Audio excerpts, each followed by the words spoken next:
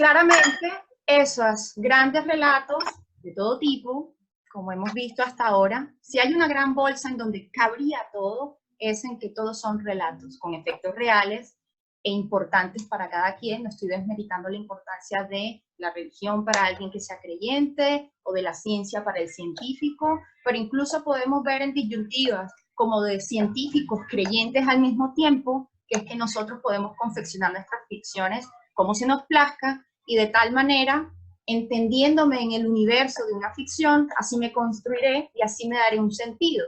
Todos en algún momento nos hemos hecho la pregunta de por qué estamos aquí, del para qué estoy aquí. Hay quien busca esa respuesta en la religión, en una ideología económica, en la filosofía, en la ciencia o en la mezcla sincrética de todo. ¿Okay?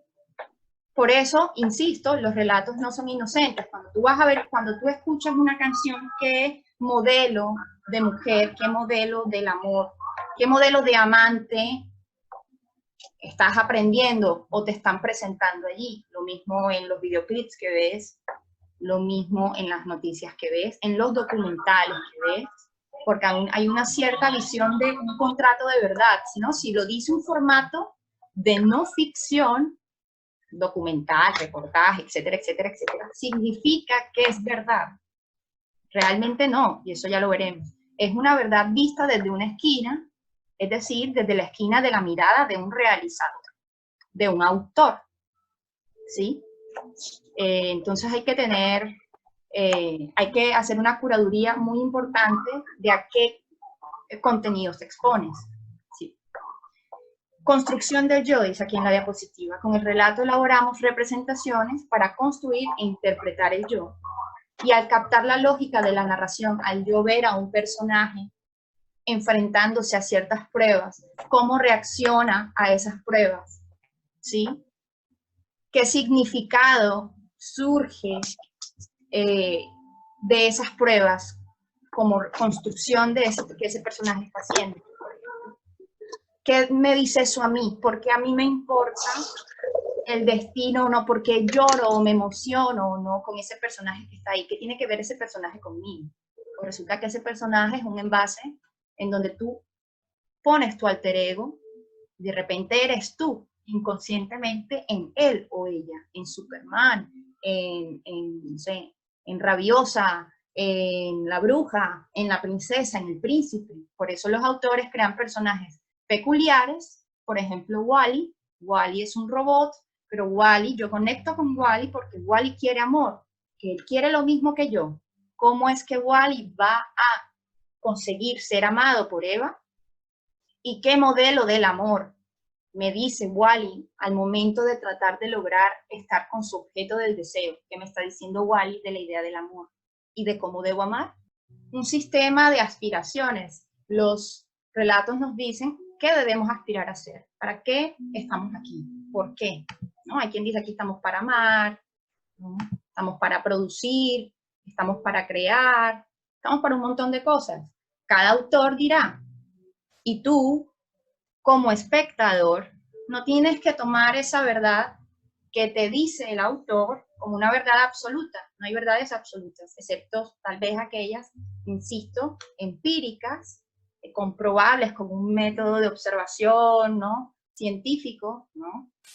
Yo puedo decir hoy, sí, hoy aquí en el resto de la Tierra, qué sé yo, si suelto mi celular, caerá por la fuerza de la gravedad, que con una ecuación física, no sé, es comprobada y caerá de la misma manera aquí y en la Conchinchina. Pero en cuanto a qué es el amor, en cuanto al éxito, en cuanto a la felicidad, en cuanto al concepto de la muerte, en cuanto a esas categorías propiamente humanas, no hay verdades absolutas, ¿no? Entonces, primera invitación, no seamos pasivos ante lo que nos presenta el autor de lo que sea que estés consumiendo. ¿Qué dice eso de tu concepto, el concepto que has escrito tú sobre cualquiera de esos grandes temas que son los recurrentes y que siempre han estado y estarán allí, vestidos de infinitas maneras, de muchísimas maneras, y nunca nos vamos a aburrir? Nosotros siempre estamos viendo desplegadas en la dramaturgia que vemos en la película las mismas preguntas y diversas respuestas a esas preguntas, ¿sí? En el ejemplo que estaba dando ahorita, específicamente sobre el amor, por ejemplo, Wall-E es uno de los casi infinitas cantidades de películas que nos habla de eso. Y además que esto ya lo podemos intuir y que es un derivado un poco de lo que viene antes, los relatos son agentes socializadores. Así como en un momento dijimos que hay como una cierta genética universal de los valores, por ejemplo, el ejemplo que da ahorita de la justicia o del coraje, entendido como actuar correctamente. Si tú actúas correctamente, independientemente de las circunstancias, eso es valorado, independientemente de qué tan avanzada o no sea una cultura o de la diversidad de las religiones, podemos notar que en cada una de esas culturas suelen haber modelos a seguir.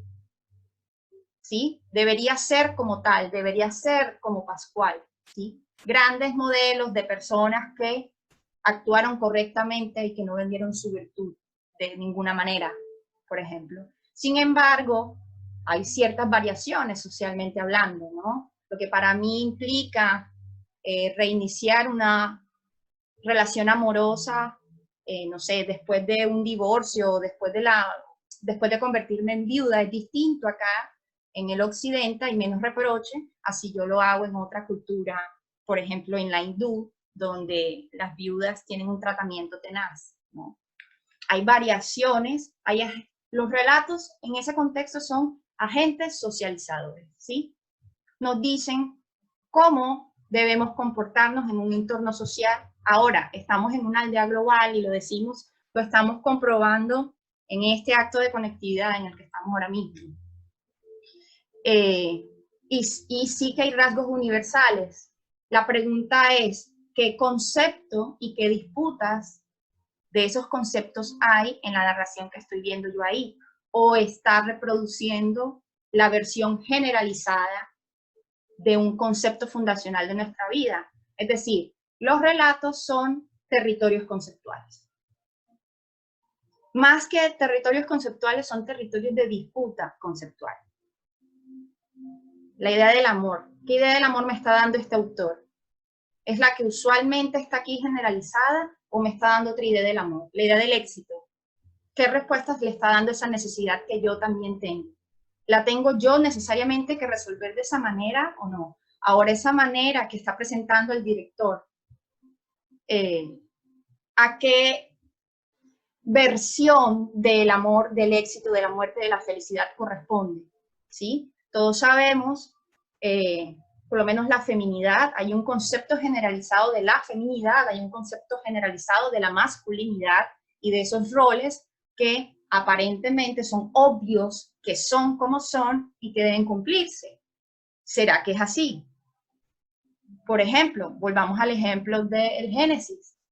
La versión generalizada es Eva desciende de una costilla de Adán, pero en el mismo Génesis también está el fragmento en donde Dios del Génesis los crea a ambos de barro y a ambos al tiempo les da un soplido y ambos nacen en términos de igualdad.